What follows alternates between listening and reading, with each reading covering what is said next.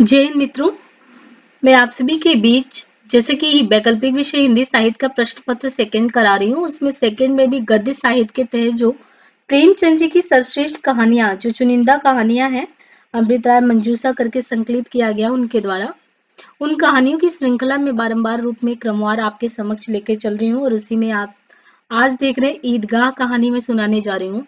और जैसे कि आपको पहले से भी ज्ञात होगा, ईदगाह कहानी की विशिष्ट बात ये हो जाएगी कि बाल मनोविज्ञान का जैसा सचित्र वर्णन मुंशी प्रेमचंद जी की इस कहानी में दिखता है, और एक जो होता नहीं कि बाल्यावस्था, बच्चे के अंदर जो बालपन होना चाहिए, उससे वो मेच्योरिटी लेवल पे कैसे पहुंच जाता है, उसकी परिस्थितियां उसको इतनी मेच्योर कैसे बना देती हैं। ये दादी अमीना और उनके पोते जो बालक हामिद है, इनके माध्यम से ये कहानी आपको बहुत कुछ सिखलाएगी। और कहीं ना कहीं ये मुख्य रूप से कहानी जो आपकी 16 कहानियां हैं, कुछ कहानियां गौड़ है, लेकिन ये जो कहानी है प्रमुख रूप से कहानी आपको पढ़नी है। इनकी संवेदना, शिल्प, इवन कह सकते कि कहानी के तत्वों की दृष्टि से इस कहानी को आपका समीक्षा इतना अच्छा स्तर होना चाहिए इस कहानी को लेके। तो इस कहानी को आप पहले सुनिए, फिर कहानी का जब भी मैं इसका कराऊंगी आंसर, तो वहां पे आप देखिएगा किस प्रकार क्वेश्चन होते हैं और आंसर कैसे करना है। कहानी की शुरुआत होती है, जैसा कि कहानी का शीर्षक ही दिया गया है, आपको बहुत परेशान होने की जरूरत ही नहीं है। कहानी के शीर्षक अपने में ही कह रहा कि जो कहानी की शुरुआत हो रही है वो समय ही ऐसा है, ईदगाह का अवसर है। और ईदगाह के अवसर पर रमजान के पूरे 30 रोज, यानी रमजान के पूरे 30 रोजों के बाद आज ईद आई है। बहुत मतलब आप कह सकते हैं कि बच्चों के लिए कितना ज्यादा प्रसन्न निश्चित वाला दिन होगा, क्योंकि एक फेस्टिवल का हम कितना ज्यादा इंतजार करते हैं, वो किसी का भी फेस्टिवल हो। और आप कह सकते हैं कि इन सभी लोगों में अगर देखा जाए कि मतलब आप मुस्लिम आइयों में देखें तो ईद उनके लिए कितना ज्यादा, जिस प्रकार हम दीपावली को ले, तो ये एक अपना ये होता है अपना कि इतने खुशी जाहिर करने का एक बहुत अच्छा अवसर मिलता है। तो रमजान के पूरे 30 रोजों के बाद आज ईद आई है। कितना मनोहर, कितना सुहावना प्रभात है। वृक्षों पर कुछ अजीब हरियाली है, खेतों में कुछ अजीब रौनक है। ये पूरा उसका परिवेश का वर्णन हो रहा है कि ये जो अवसर है वो अवसर कितना खुशनुमा, एक पूरे आप कहते हैं कि वातावरण को बनाने वाला है। एक अजीब सी हरियाली, सुहावना, वृक्षों पर कुछ अजीब हरियाली, खेतों में और कुछ अजीब रौनक, आसमान पर कुछ अजीब लालिमा। आज का सूर्य देखो कितना प्यारा, कितना शीतल, मानो संसार को ईद की बधाई दे रहा है।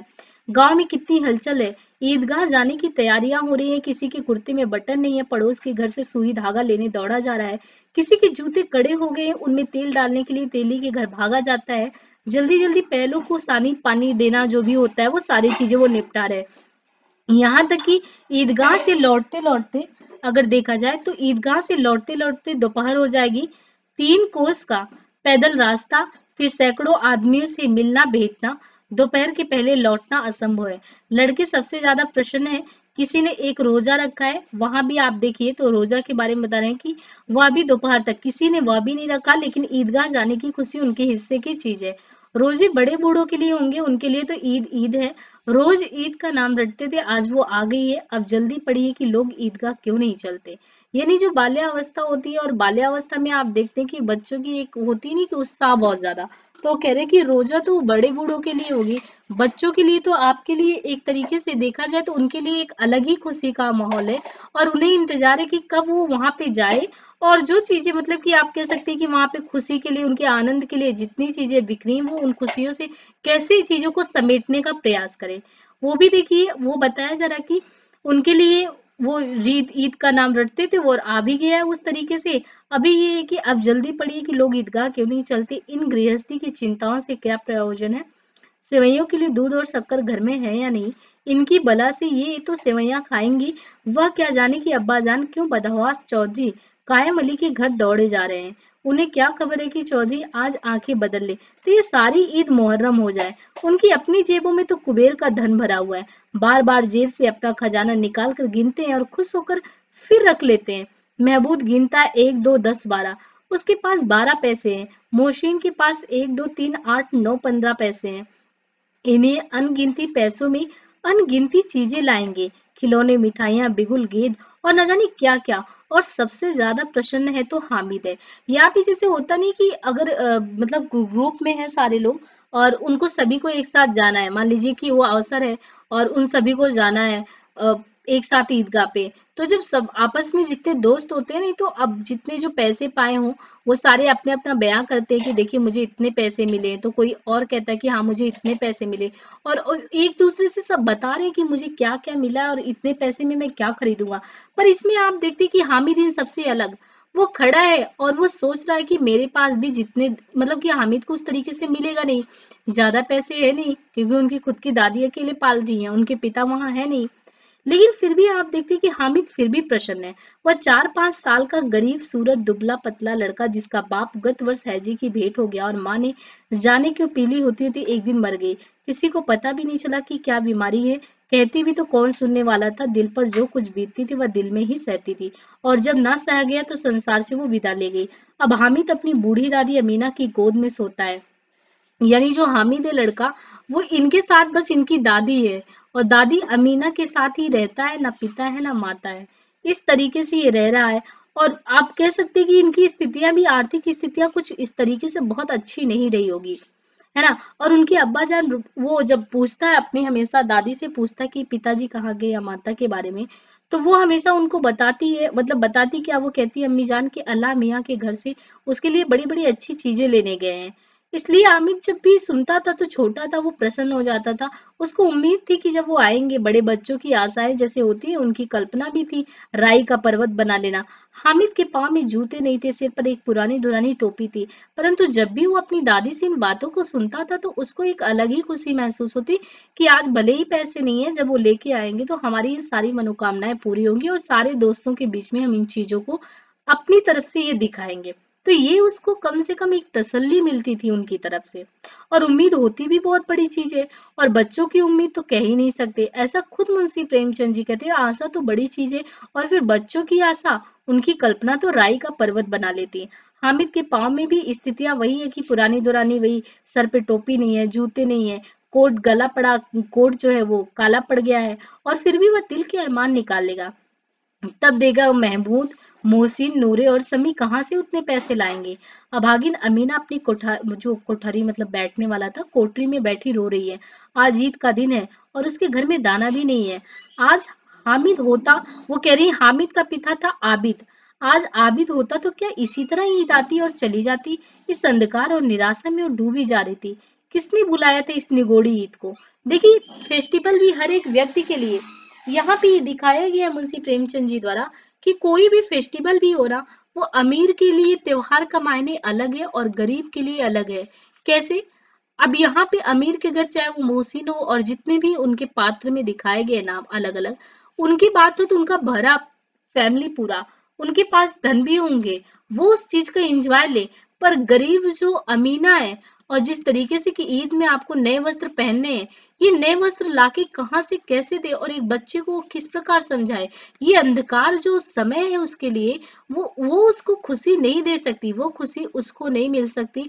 वो बैठ के ये कह रही कि ये निगोड़ी ईद आया ही क्यों, क्योंकि मेरी स्थिति नहीं, मैं बच्चे को, ये तो ठीक है झूठ बोल बोल के समझा दे रही हूँ, वो इस तरीके से अंधकार में डूबी हैं और कह भी रही हैं। लेकिन हामिद, उसे किसी के मरने जीने से क्या मतलब है। अब बाल्यावस्था भी कंट्राडिक्टरी, आपको ये विरोधाभास दिखेगा कि बच्चे हैं जो, यानी जो हामिद है, हामिद को कुछ नहीं पता कि क्या है। अगर वो बड़ा होता तो उसे भी ये चीज समझ में आती, पर हामिद को ये चीज पता नहीं, उसे क्या मतलब इन चीजों से। वो तो क्या है कि ईदगाह पे जाने की खुशी उसकी जो है, वो अपने उस पे है, भले ही उसको 1-2 रुपए कम मिले उससे फर्क नहीं पड़ता, लेकिन उसको ईदगाह पर जाने की खुशी उसको अंदर ही अंदर बहुत ज्यादा खुशी दे रही है। लेकिन उसके अंदर प्रकाश भी है, बाहर उम्मीद भी है। विपत्ति अपना सारा दल बल लेकर आई है। हामिद की आनंद भरी चितवन उसका विध्वंस कर देगी। हामिद भीतर जाकर दादी से कहता, तुम डरना नहीं अम्मा, मैं सबसे पहले आऊंगा, बिल्कुल मत। मतलब ईदगाह पे जाने की तैयारी हो रही है, सभी बच्चे जाने वाले हैं साथ में, तो कह रही कि अम्मा आप डरिएगा नहीं, मैं भी जाऊंगा बड़ों के साथ, और आप चिंता मत करिएगा, मैं बिल्कुल आराम से आ जाऊंगा। अमीना का दिल कचोट रहा है, गांव के बच्चे अपने अपने बाप के साथ जा रहे हैं। हामिद के बाप अमीना के सिवा और कौन है। उसे कैसे अकेले मिला जाने दे। उसे भीड़ भाड़ में बच्चा कहीं खो जाए तो क्या होगा। नहीं, अमीना उसे यूं नहीं जाने देगी, नन्ही सी जान है। 3 कोस चलेगा कैसे, पैर में छाले पड़ जाएंगे, जूते भी तो नहीं है। वह थोड़ी थोड़ी दूर पर उसे गोद ले लेगी। लेकिन यहाँ सेवैयां कौन पकाएगा। पैसे होते तो लौटते लौटते सब सामग्री जमा करके चटपट बना लेती। यहाँ तो घंटों चीजें जमा करने लगेंगे। मांगी ही का तो भरोसा ठहरा। उस दिन फईमान के कपड़े सिए थे, 8 आने पैसे मिले थे। उस अठन्नी को ईमान की तरह बचाती चली आती थी, इसी ईद के लिए। लेकिन कल ग्वालन सिर पर सवार हो गई थी तो क्या करती। हामिद के लिए कुछ नहीं तो 2 पैसे का दूध तो चाहिए ही। अब दो कुल बता रही है कि अब तो कुल 2 आने पैसे बच रहे थे। 3 पैसे हामिद के जेब में, 5 अमीना के बटवे में। यही तो विशात है और ईद का त्योहार। अल्लाह ही बेड़ा पार लगावे। धोबन और नाइन और मेहतरानी और चुड़ियारिन सभी तो आएंगे मांगने। सभी को सेवैयां चाहिए और थोड़ा किसी की आंखों नहीं लगता। किस किस्से में मुंह चुराऊंगी। और मुंह क्यों चुराऊं, साल भर का त्योहार है। जिंदगी खैरियत से रहे, उनकी तकदीर भी तो उसी के साथ है। बच्चे को खुदा सलामत रखे, ये दिन भी कट जाएंगे।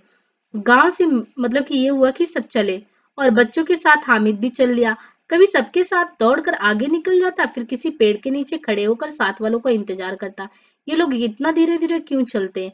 हामिद के पैरों में तो जैसे पल लगे हुए थे। वह कभी थकता भी नहीं था। शहर का दामन आ गया। सड़क के दोनों ओर अमीरों के बगीचे हैं। पक्की चारदीवारी बनी हुई है। पेड़ों में आम और लीचियां लगी हैं। कभी कभी कोई लड़का ककड़ी उठाकर आम पर निशाना लगाता तो माली अंदर से गाली देता हुआ निकलता। लड़के वहां से एक पलांग पर खूब हंस रहे हैं, माली को कैसे उल्लू बनाए। बड़ी बड़ी इमारतें आने लगी। यहाँ अदालत है, कॉलेज है, क्लब है। इतने बड़े कॉलेज में कितने लड़के पढ़ते होंगे। अब वो जब गली से निकलते हुए ना हामिद देख रहा है चीजों को, तो क्योंकि वो चीजें देखा नहीं है और इतनी बड़ी बड़ी वो इमारतें देख रहा है, तो वो खुद पूछ रहा है कि ये कौन यहाँ पे पढ़ता होगा। अब गलियों से जब निकल रहा है, पक्की चौड़ी सड़कें हैं और बाहर वो घूमने निकला है, तो उसको लग रहा है। और देखिए ना, बड़े बड़े बगीचे, तो मतलब ये बड़े बड़े, और उसमें ये संबोधित भी किया गया कि बड़े बड़े बगीचे है जहां से वो पास हो रहा है, ऐसी स्थितियां हैं। और वो खुद भी विचार करा। हामिद के मदरसे में 2-3 बड़े बड़े लड़के बिल्कुल 3 कौड़ी के रोज मार खाते। काम से जी चुराने वाले इस जगह भी उसी तरह होंगे। और बड़े बड़े तमाशे होते, फिर किसी को अंदर नहीं जाने देते। और यहाँ शाम को साहब लोग खेलते, बड़े बड़े आदमी खेलते। मूंछो दाढ़ी वाले और मेमे खेलती हैं। सच, हमारी अम्मा को वह दे दो, क्या नाम है, बैट तो उसे पकड़ ही ना सके, घुमाते ही लुढ़क ना जाए। महमूद ने कहा, हमारी अम्मा जान का तो हाथ कांपने लगे। अल्लाह कसम। मोहसिन बोला, अम्मी मानो आटा पीस डालती है, जरा सी बैट पकड़ लेगी तो हाथ कांपने लगेंगे। अभी वहां पे ये कह रहे हैं कि देखो ये बड़े बड़े क्लब है, यहाँ मेम लोग खेलती हैं, तो ये सारे बच्चे आपस में बात करें, पर मेरी मेरी मम्मी की क्या हाल है। वो अपनी मम्मी की हाल बता रहा। वो अपनी की वो बैट नहीं पकड़ पाती, बैट पकड़ती तो हिलने डुलने लगती। तो सब अपने में ही कोल कल्पना जितना देखते हैं, बाल्यावस्था है, आपस में वो बातचीत करते चलते हैं। होता क्या है, इस तरीके से वो जाते जाते सैकड़ों घड़े, वो बताते हैं कि अगर एक बार माँ पकड़ ली तो बैट हाथ हिलने लगे। सैकड़ों घड़े पानी रोज निकालती, 5 घड़े तो मेरी भैंस पी जाती।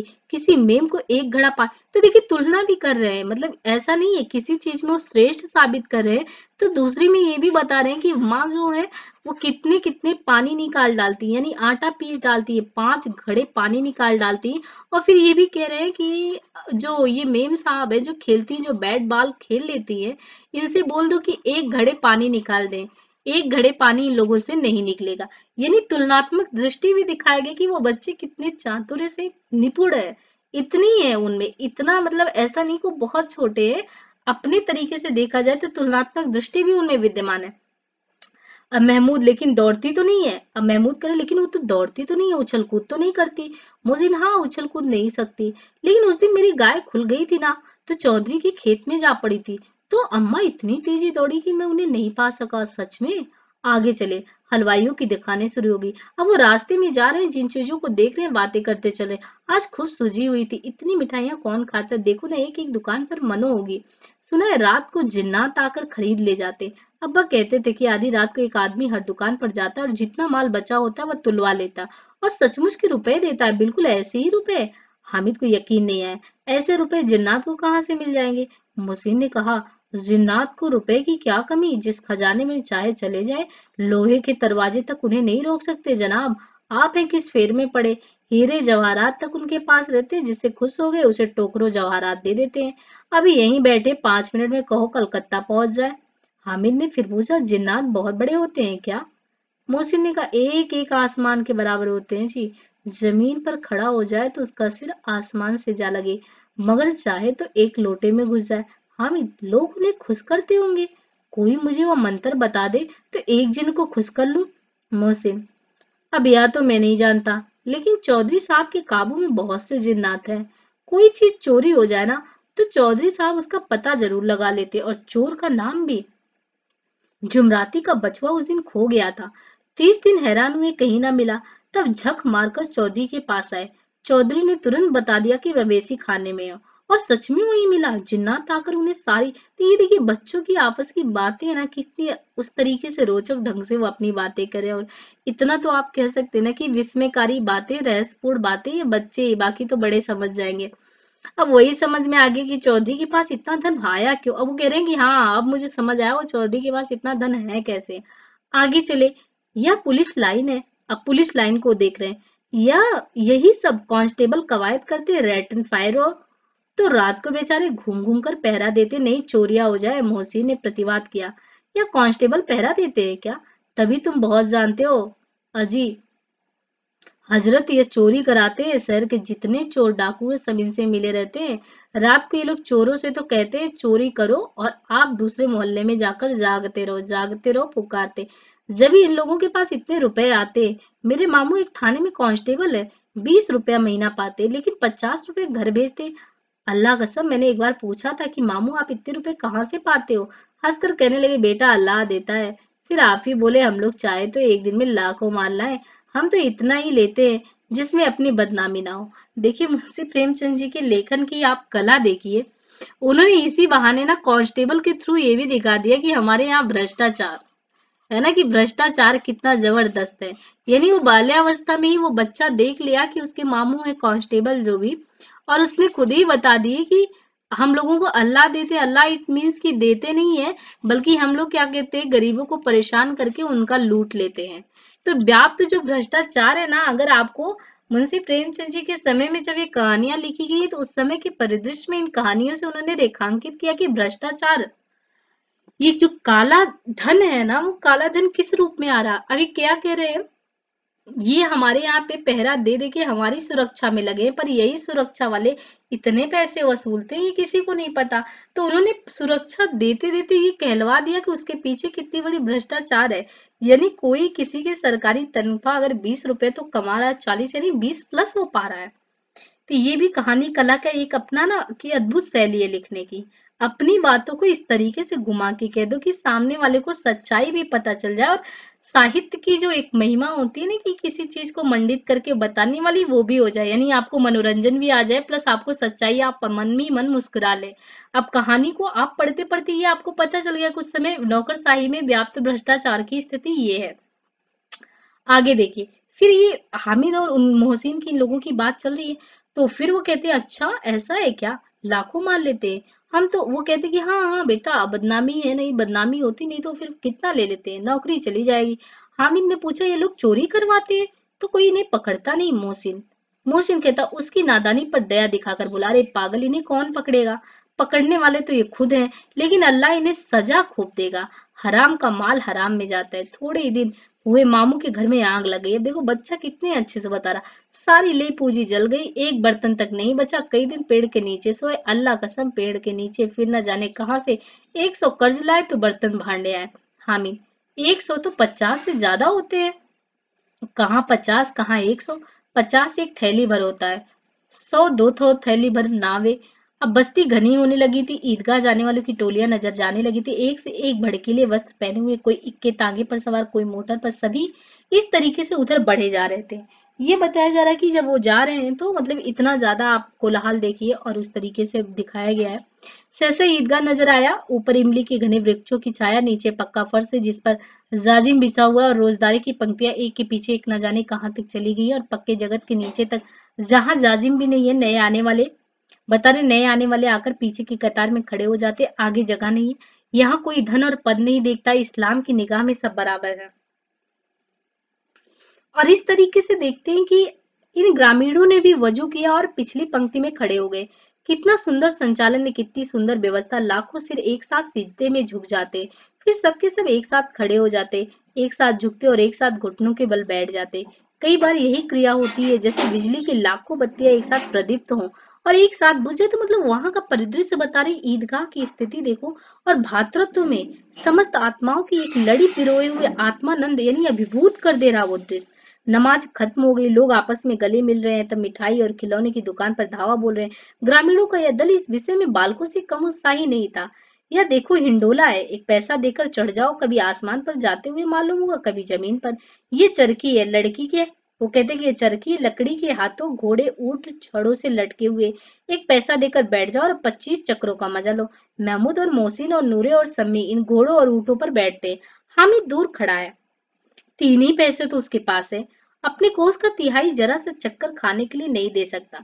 सब चरखियों से उतरते हैं, अब खिलौने लेंगे। इधर दुकानों की कतारें लगी हुई हैं, तरह तरह के खिलौने, सिपाही और गुजारिया, राजा और वकील, भिस्ती और धोबी। बता रहे हैं कि वहां पे मतलब स्थितियां देखिए आप, काफी चीजें हैं। और बताया जा रहा है कि वह कितने सुंदर खिलौने हैं। अब बोला ही जाता है महमूद सिपाही लेता है, खाकी वर्दी और लाल पगड़ी वाला। इस तरीके से बता रहे हैं कि ये सारी चीजें मतलब वहां पे आप देखिए कि महमूद बता रहे हैं कि वहां पे लाल पगड़ी वाला और ये सारी चीजें हैं। हाँ, तो जैसे ये लगातार आप देखें कि नमाज खत्म हो गई और मोहसिन और नूरे और सम्मी ये सभी मतलब बहुत उत्साहित होकर वो चीजें कर रहे हैं, देख रहे हैं। सब चरखियों से उतरते, अब खिलौने लेंगे। इधर दुकान की कतारें लगी, तरह तरह के खिलौने हैं, सिपाही और गुजरिया, राजा और वकील, भिस्ती और धोबिन, और साथ हुआ कितने सुंदर खिलौने हैं। अब बोला ही चाहते हैं, महमूद सिपाही लेता है, खाकी वर्दी और लाल पगड़ी वाला, कंधे पर बंदूक रखे, मालूम होता है अभी कवायद किए चला रहा है। मोहसिन को भिस्ती पसंद आया, कमर झुकी है। और इस तरीके से आप देख रहे हैं कि ऊपर मस्क रखा हुआ है और सारी मतलब बच्चे ना अपने अपने अकॉर्डिंग सामान ले रहे हैं। मोहसिन वो कहता है मेरा भिस्ती रोज पानी, अब देखिए बच्चों में डिस्कशन भी चल रहा है। मोहसिन कह रहा है मेरा भिस्ती रोज पानी दे जाएगा सात सवेरे। महबूद और मेरा सिपाही घर का पहरा देगा, कोई चार आवेगा तो फौरन बंदूक से फिर कर दूंगा। नूरे और मेरा वकील खूब मुकदमा लड़ेगा। सम्मी और मेरी धोबिन तो रोज कपड़े धोएगी।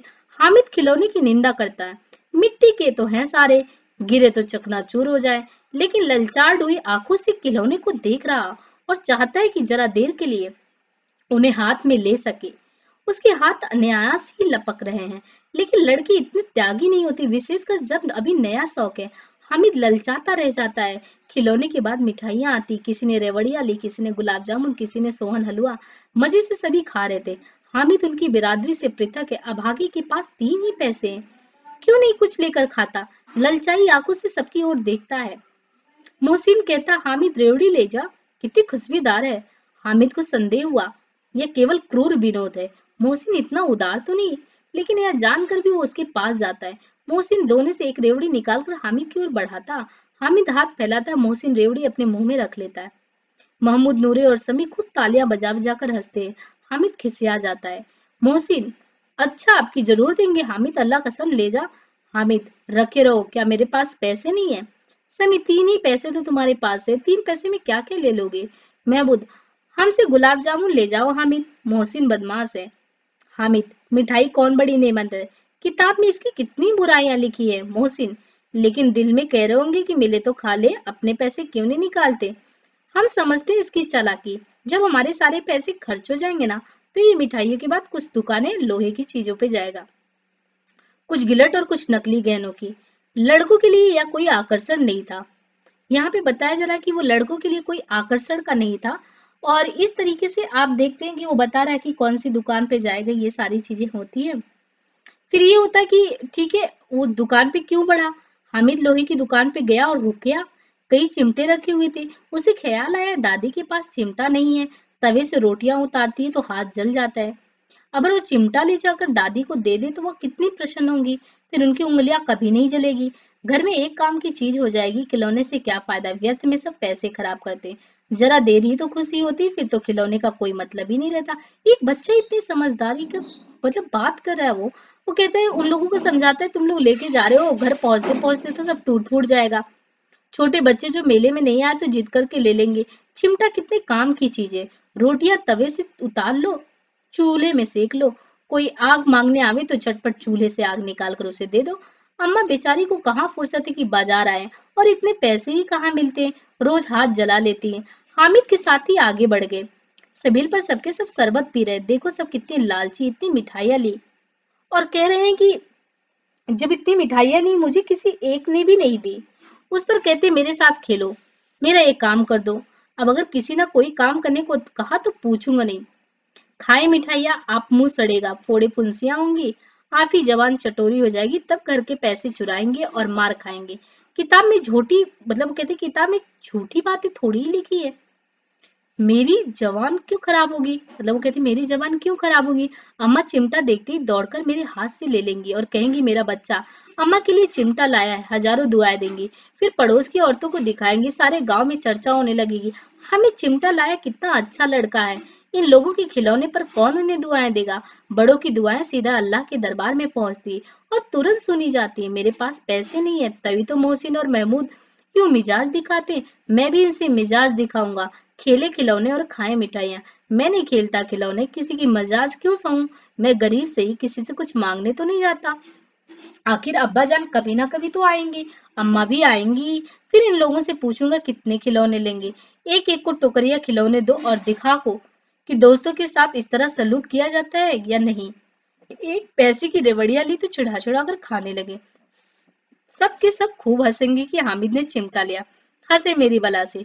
उसने दुकानदार से पूछा यह चिमटा कितने का है। दुकानदार ने उसकी ओर देखा और कोई आदमी साथ न देकर कहा यह तुम्हारे काम का नहीं है बेटा। बिकाऊ क्यों नहीं। और यहाँ कोई मतलब वो कहते हैं कि बिकाऊ क्यों नहीं है और यहाँ क्यों लाद लाए हो। बिकाऊ है क्यों नहीं तो बताते क्यों नहीं कितने पैसे के। बोला कि 6 पैसे। हामिद का दिल बैठ गया। ठीक ठीक 5 पैसे वो लिए थे। लेना ही तो लो लो, वो कहते कि लेना है तो लो नहीं तो चलते बनो। हामिद ने कलेजा मजबूत करके कहा 3 पैसे लोगे। ये कहता हुआ वो आगे बढ़ गया कि दुकानदार की घुड़कियां ने सुने। लेकिन दुकानदार ने घुड़कियां नहीं दी, बुलाकर चिमटा दे दिया। हामिद ने उसे इस तरह कंधे पर रखा मानो बंदूक है और सांस से अकड़ता हुआ संगियों के पास आया और बोला कि जरा सुने सबके सब क्या क्या आलोचनाएं करते हैं। मोहसिन ने हंसकर कहा यह चिमटा क्यों लेके आगे पगले। हामिद ने चिमटे को जमीन पर पटक कर कहा जरा अपनी भिश्ती जमीन पर गिरा दो, सारी पसलियां उसकी मतलब वो कहता कि चूर चूर हो जाएगी। महमूद बोला तो यह चिमटा कोई खिलौना है। हामिद बोला खिलौना क्यों नहीं, अभी कंधे पर रखा बंदूक हो गई, हाथ में लिया फकीरों का चिमटा हो गया।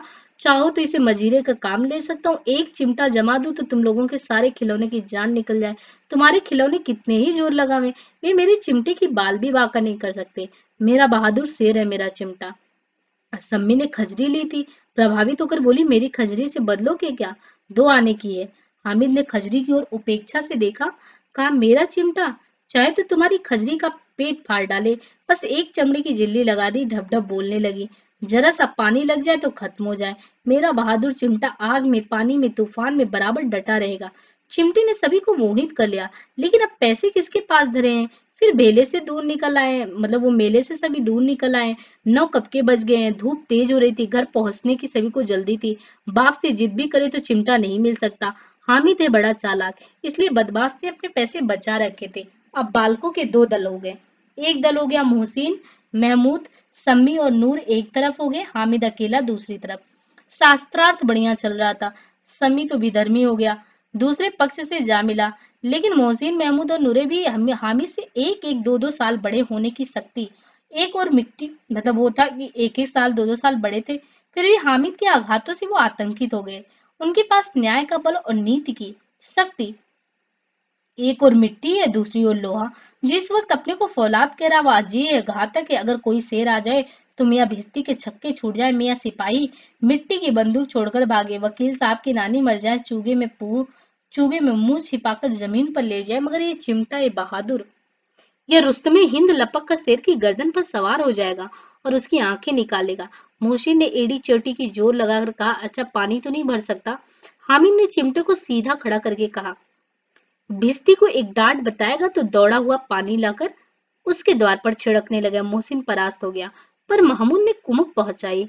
अगर बच्चा पकड़ा जाए तो वो कहती मतलब कि मोहसिन और सब में आपस में वो होता रहता है, तो ये होता कि अगर एक चपेट लगा दे तो फिर क्या होगा। मोहसिन को फिर से एक बात सूझ गई, तुम्हारे चिमटे का मुंह रोज आग में जलेगा। उसने समझा था कि हामिद लाजवाब हो जाएगा, लेकिन ये बात हुई नहीं। हामिद ने तुरंत जवाब दिया आग में बहादुरी तो कूदते हैं जनाब, तुम्हारे यहाँ वकील सिपाही और भिश्ती लौंडियों की तरह घर में घुस जाएंगे। आग में कूदना वह काम है जो रुस्तमे हिंदी कर सकता है। महमूद ने एक जोर लगाया, वकील साहब कुर्सी मेज पर बैठेंगे, तुम्हारा चिमटा तो बावर्ची खाने में जमीन पर बैठा रहेगा। इस तर्क ने सम्मी और नूरे को भी सजीव कर दिया। कितने ठिकाने की बात कही है पट्टे ने। चिमटा बावर्ची खाने में पड़े रहने के सिवा और क्या कर सकता। हामिद को कोई फड़कता हुआ जवाब ना सूझा तो उसने धांधली शुरू की। मेरा चिमटा बावर्ची खाने में नहीं लगेगा रहेगा। वकील साहब कुर्सी पर बैठेंगे तो जाकर उन्हें जमीन पर पटक देगा और उनका कानून उनके पेट में डाल देगा। बात कुछ बनी नहीं, खासी गाली गलौज थी। कानून को पेट में डालने वाली बात छा गई।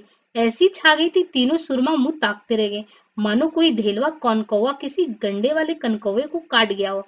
कानून मुंह से बाहर निकलने वाली चीजें उसको पेट के अंदर डाल दिया जाए, बेतुकी सी बात लगी लोगों को।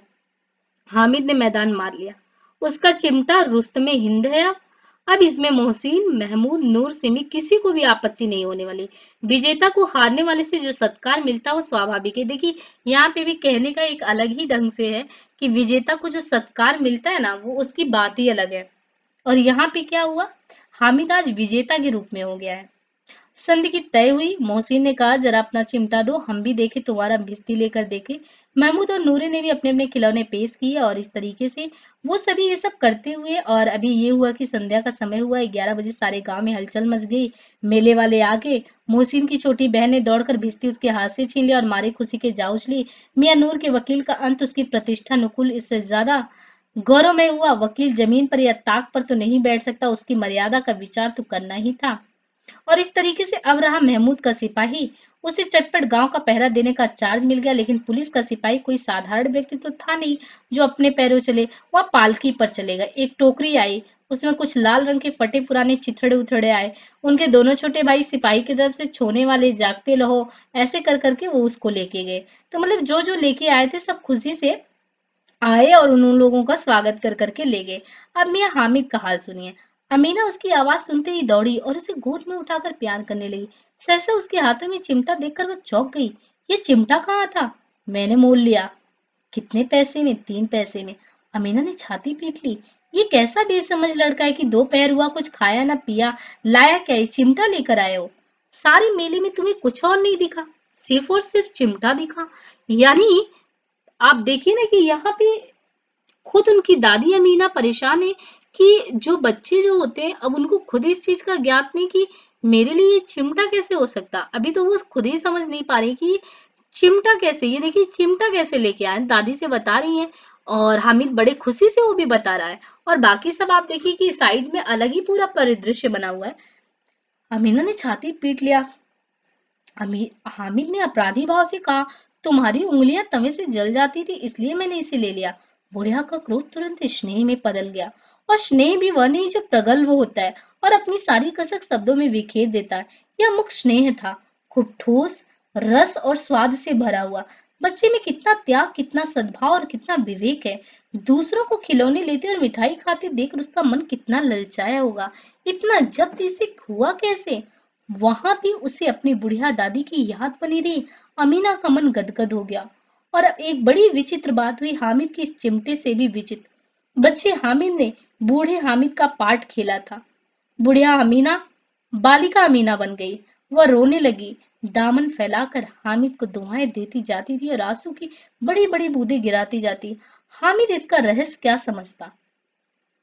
यानी यहाँ पे आप देख रहे हैं कि हामिद को बताया गया कि हामिद अब वो वाला हामिद नहीं रहा। हामिद को जिस दृष्टि से दादी जो थी अमीना उन्होंने देखा, यहाँ पे अमीना जो थी यानी दादी जो थी वो बच्चे के रूप में बन के और रोने लगी। और यहाँ पे जो हामिद ने अपनी भूमिका को अदा की थी वो एक मेच्योरिटी लेवल, वो बड़े बूढ़ों या जो बहुत ही अनुभवी है इस तरीके से उसने अपना अदा किया था।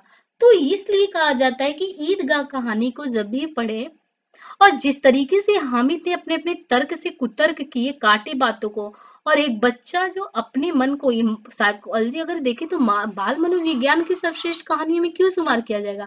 क्योंकि इस बच्चे ने इस तरीके से तर्क दिए और अन्य दोस्तों को उनको समझाया, यानी नेतृत्व का गुण भी इसके अंदर बहुत था।